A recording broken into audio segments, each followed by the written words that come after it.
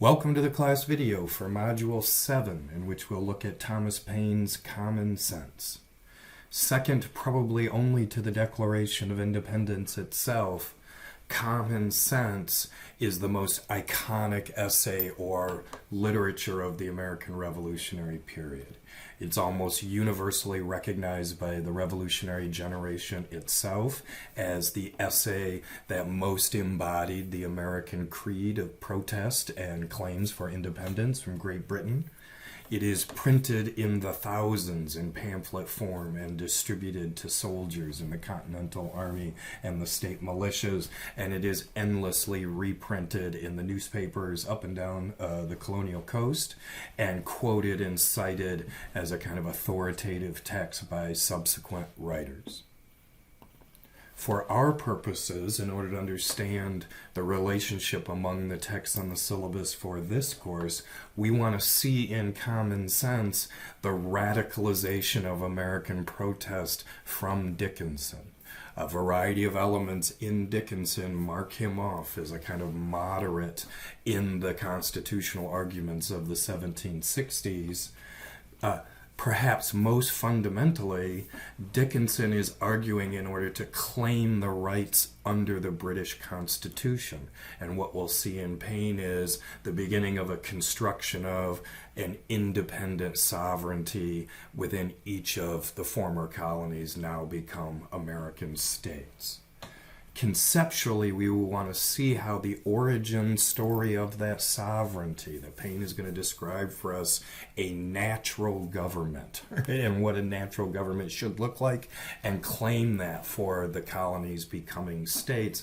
We're going to look at the fundamental opposition between that origin story of American sovereignty and the principles of classical constitutional science that we have been following, which will help account for the shape of the revolutionary state constitutions that we'll be looking at in Module 8.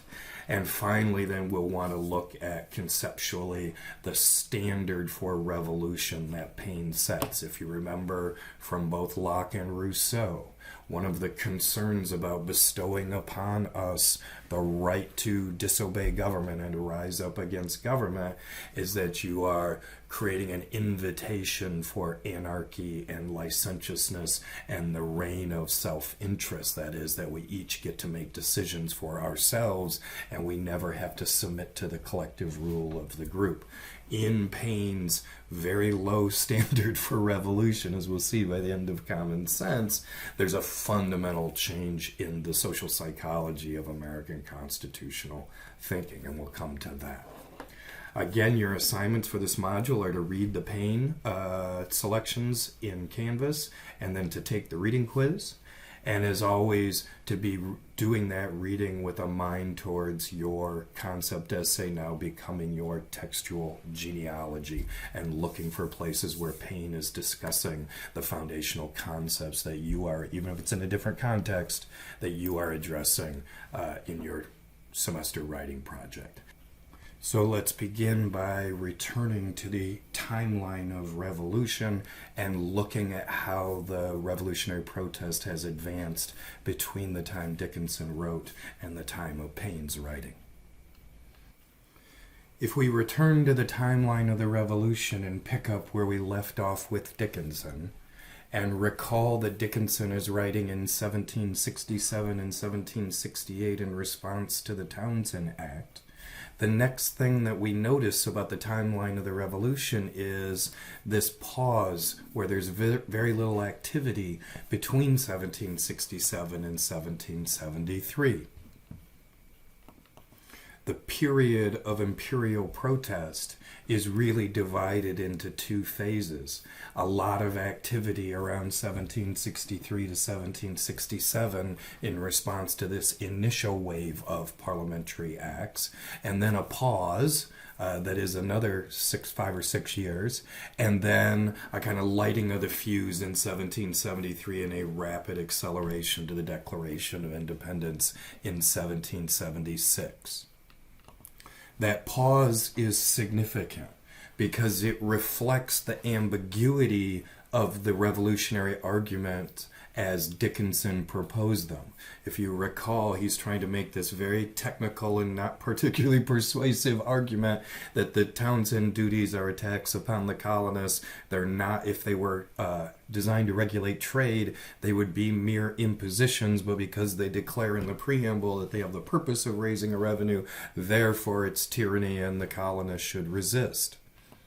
And as Dickinson himself acknowledges when he addresses the objections to his own argument, there are some colonists who were outraged and furious at the Stamp Act because it was an internal and direct tax, but they both perceive the Townshend duties as being fundamentally different, and they also are forced to concede that Parliament had compromised in repealing the Stamp Act. And in that environment, in that context, it's very difficult to sustain a kind of revolutionary fervor, to continue to whip up the public in opposition to the acts of the British government.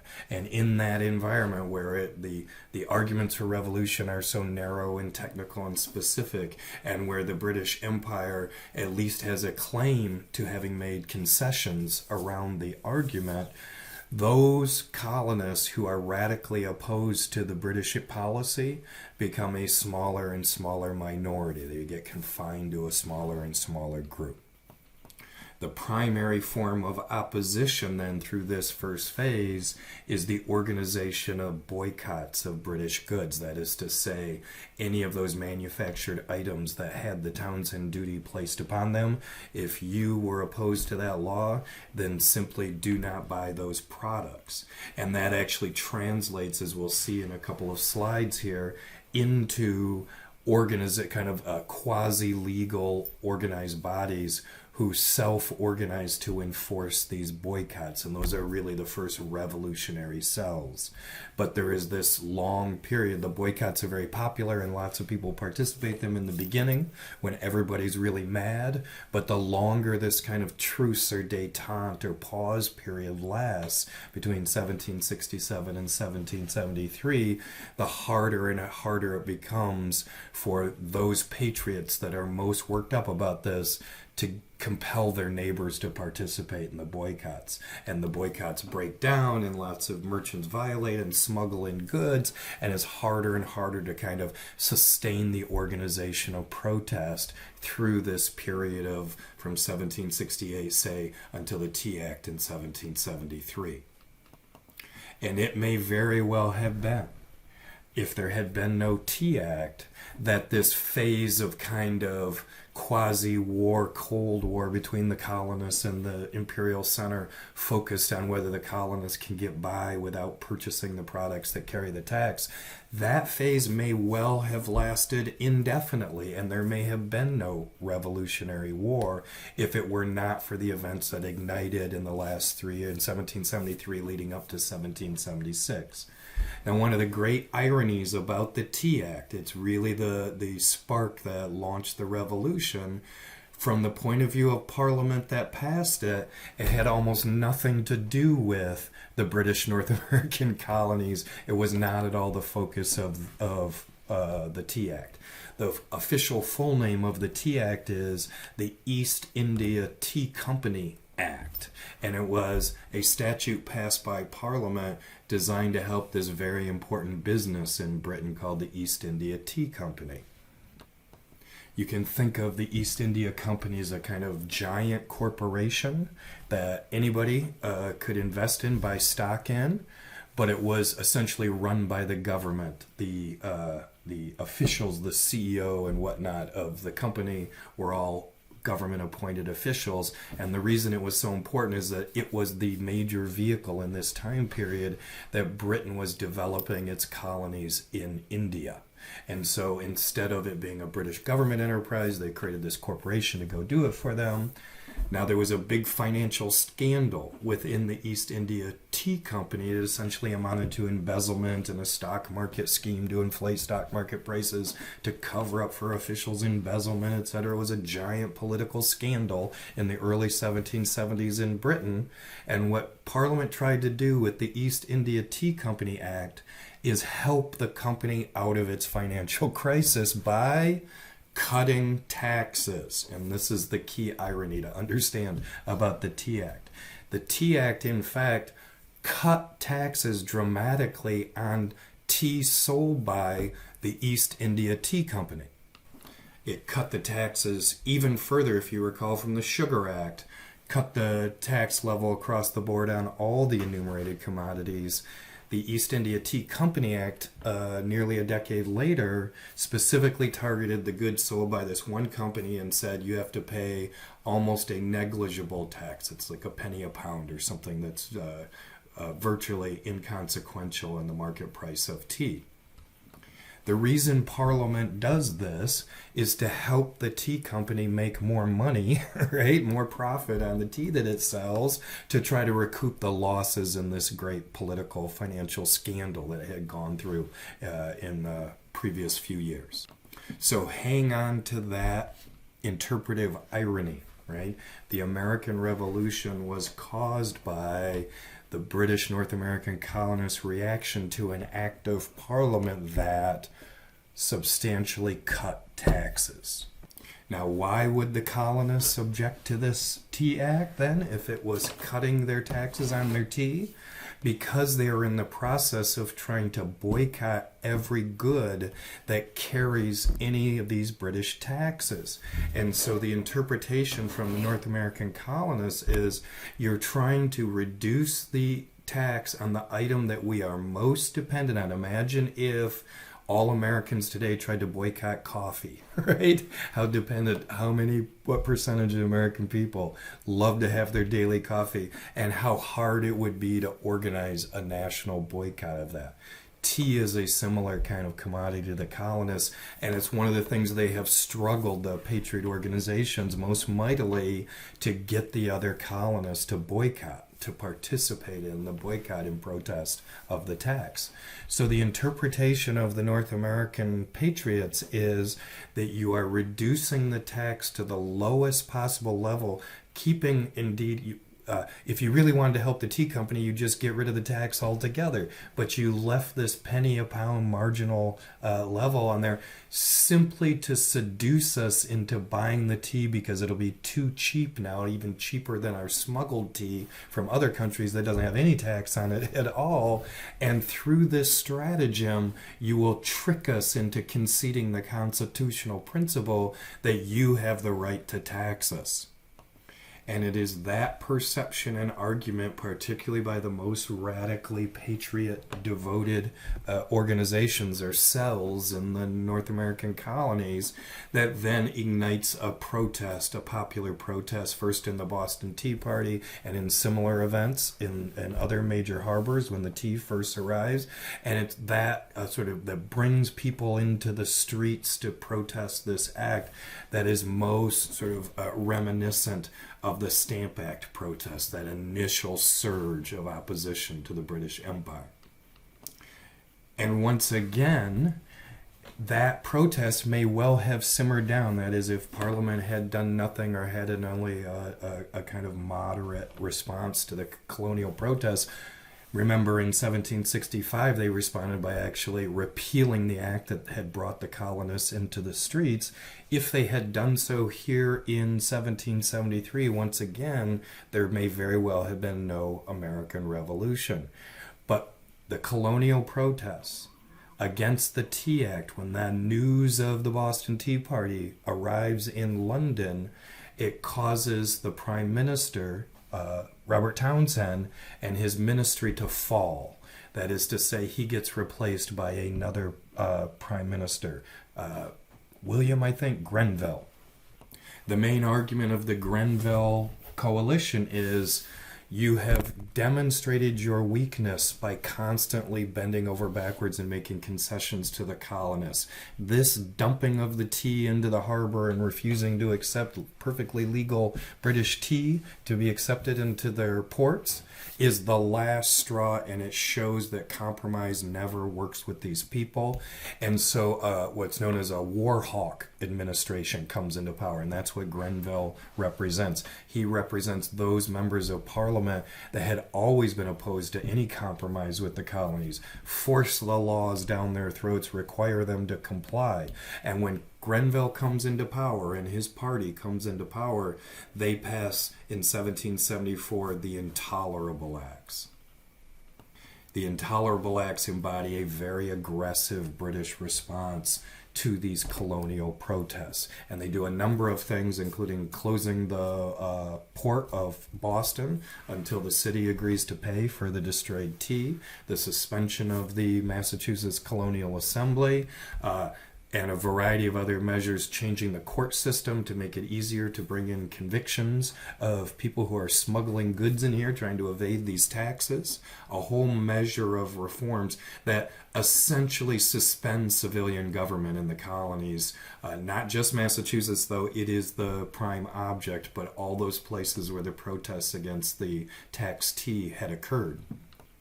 And it is the Intolerable Acts, when the news of the Intolerable Acts arrives in the colonies, that leads to the first kind of formal organized opposition in the First Continental Congress. And it's from the First Continental Congress that the various colonial militias are getting seriously organized. There's a whole variety of kind of street skirmishes that happens, as particularly in Boston, but also in Philadelphia and New York City and places like Charleston, where the British Navy has parked boats to try to show the muscle that the British aren't messing around and they're going to force the colonists to accept the tea and whatnot. Out of the organization of the militias and these escalating skirmishes through 1774 and the beginning of 1775 ultimately leads to the Battle of Lexington and Concord, with which you are all familiar. And it's in response to this first outbreak of kind of formal organized military violence against the British and the colonists, to which Paine is primarily responding. Tom Paine, then, is a far more radically revolutionary writer than John Dickinson. And in noting that contrast, we see the escalation of the conflict between the colonies and the British Parliament. We noted several elements of Dickinson's writings that sort of mark him off as a moderate in the dispute, that he chastises the New York Colonial Assembly for not providing all of the provisions for the troops that the Parliament had asked for, that he repeatedly recognizes Parliament's sovereignty over some elements of the British Empire, and perhaps most characteristic of the early phase of a colonial protest, Dickinson is fundamentally trying to claim the rights of British subjects. He is referencing the British Constitution in order to identify the rights that he thinks himself and other colonists ought to possess. As much as any other element that marks off Paine as a more revolutionary writer is that Paine is not attempting to claim the rights of British subjects. He is rejecting the British Constitution wholesale, and he is referencing instead an American cultural identity.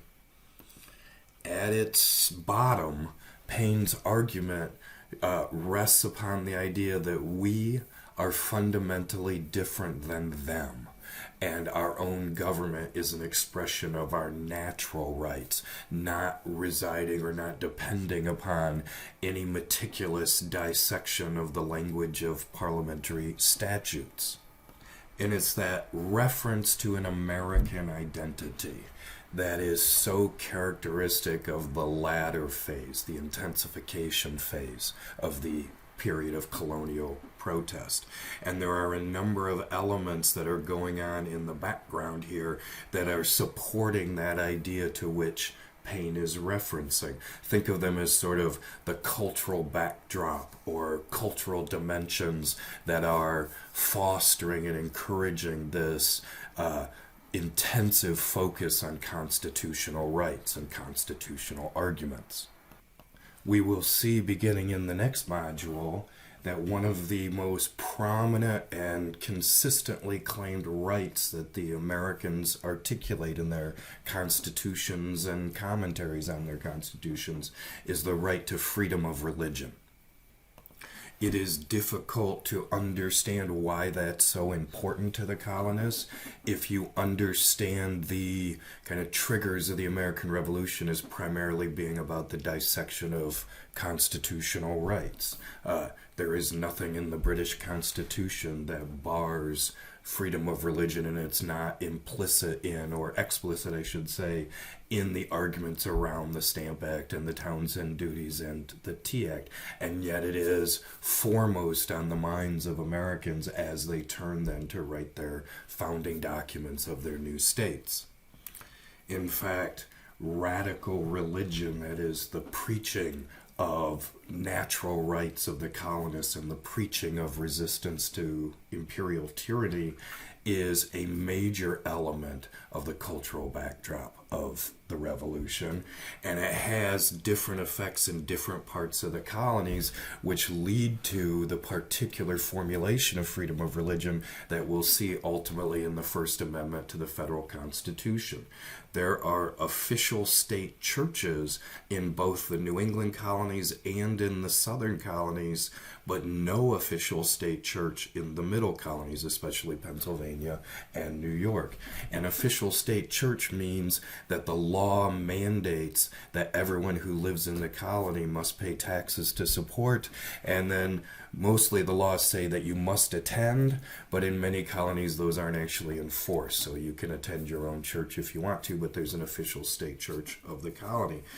But there is this paradox or irony about those state churches. In the southern colonies, especially in Virginia and the Carolinas, the official state church is the same church that is the official state church of Great Britain. That is the Church of England, or the Anglican Church.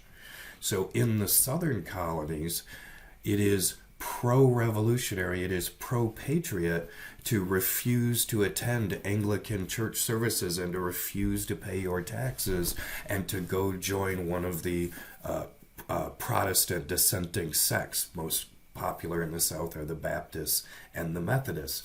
The exact opposite circumstance applies in the New England colonies, where the official state church is the Congregational Church of New England. That is the descendant church of those Puritans who left England because they were dissenters from the official state church, the Anglican Church. So in the New England colonies, it is to be for the state church of Massachusetts and for the official state church of Connecticut and Rhode Island, as they're embodied in the governing institutions. That is the way to show your resistance to imperial tyranny in the form of state-sponsored religion. So we get, ultimately, and we'll follow this through in the state constitutions, by the time we get to the federal constitution, we get this contradictory set of rights. We are bestowed the right to free exercise of religion, but also the right to have Congress make no establishment of religion, right? Two different rights that are in fact in tension with each other because of this legacy of the different situations of the state church in the colonial period. When Paine refers to the natural rights of the colonists to have their own government, he is secularizing and translating what was a common theme, the God-given rights that would have been preached in this revolutionary religion, which is building and building in the decade leading up to the revolution. Another element of the kind of cultural background to the radicalization of culture among the colonies was the independent press. There is a revolution, a kind of technological revolution in communications happening just in the middle of the 18th century. There are printing presses in the colonies as early as the 1680s and the 1690s, but there are just a handful of them. They're very rare, and they don't have enormous production. That is, they typically produce a sheet every other week or even once a month. In the 1750s and the 1760s, there are dozens of printing presses imported into the colonies, and they, over the course of those decades, constitute a kind of communications network between the major cities and ports of each of the colonies. So just at the moment that colonists are starting to get mad and want to communicate with each other about how the laws of Parliament are affecting them from Maine down to Georgia, at the very same moment there's a kind of technological revolution which facilitates that. And it's really unusual, especially across the Great Britain's colonies, to have so many town centers. It's something you won't find in the other kind of major possessions of Great Britain around the world. It's in the North American colonies where you have these networks of small towns. Most of them by the 1760s have their own printing press, and the printing presses, or the newspapers, then get shared from town to town, and the news that's printed in one press gets reprinted in the other major ports throughout the colonies. It is kind of like the internet revolution or the social media revolution on the scale of the 18th century. It's a radically new, more efficient and connected networked nodes of communication among the colonies. The independent press is also largely responsible for the kind of essay form that the great writings of the American Revolution tend to take. It is characteristic of American political culture that we did not, in our founding period, produce any one single great canonical text, right? One great philosophical work comparable to Locke's Second Treatise or comparable to Rousseau's On Social Contract that articulates, if you will, the kind of orthodox or canonical interpretation of revolutionary ideology. Rather, it is entirely illustrative or characteristic of American political culture that in our founding period, we produced dozens and dozens and dozens of important writings, all in these short essay forms, or most typically in these short essay forms that were reproduced and quoted and cited and misquoted and miscited by other writers. That is to say, we have a kind of library of short essay forms with dozens of major writers and scores of secondary writers all writing in these quick essays, because the primary communication mode was these newspapers. So you had to write in a kind of 250 to 500 word format to be able to simply to fit the columns of the local newspapers, because the local newspapers were the way of reaching the public. Finally, it is really unique to the British North American colonies to have such well-organized local militias. And again, that has to do with this unique social settlement pattern in North America where you have these networks of towns, and the towns then roll back to the frontier and are the primary kind of vanguard that faces the Native American population. The local militias in the British colonies are primarily organized to resist Native American attacks on land that they have already claimed, and also to push the boundaries of the frontier further and further back into the Native Americans' lands. So there is a long tradition of local militias, of compulsory militia service going all the way back to the earliest days of the North American colonies. And that provides not just a fighting force, but it's a way of organizing people. So it would be very common virtually anywhere you lived in the North American colonies, if you were an adult white male, that 4 times a year, 8 times a year, 12 times a year, you would be required to show up for militia muster duty. And you'd get together with all your neighbors and you'd march around and pretend you were soldiers, and you might do other things like, fix a road or do, projects that need to be done around town. But that was a way of organizing people. So when the revolutionary protests come, there's a ready-made format in which to get people organized for physical resistance or violent resistance to governmental authority.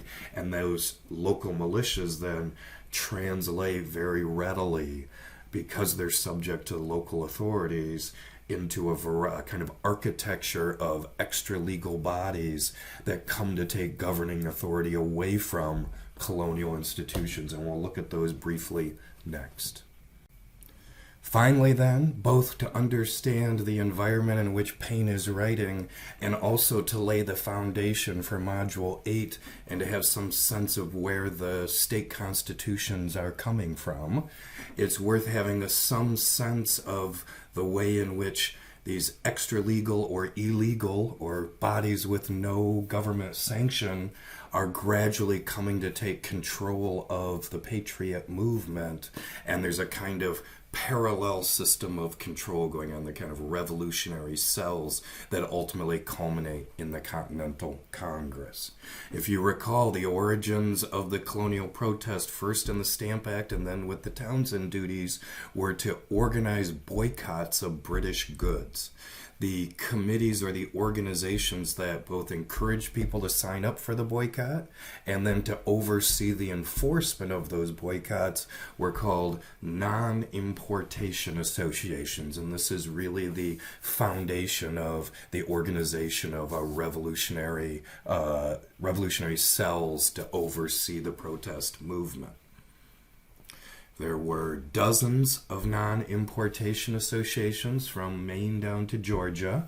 In most cases, there's some variety, but in most cases these are self-selecting groups. That is to say, simply concerned citizens who are aware of British tyranny and who volunteer to serve on the committee. They were not, in other words, created by or given legal sanction by the colonial legislatures. Now, in some places, most famously in Boston, which is where we get most of the great stories of the protests, there's a lot of overlap. That is, the members of the Non-Importation Association tend also to be the guys in the colonial legislature who are kind of the hotheads, the radicals in the colonial assembly are also the same people who form the non-importation associations. But in many places in the colonies, that is not so, and most famously in Virginia, where there's sort of two tracks of resistance.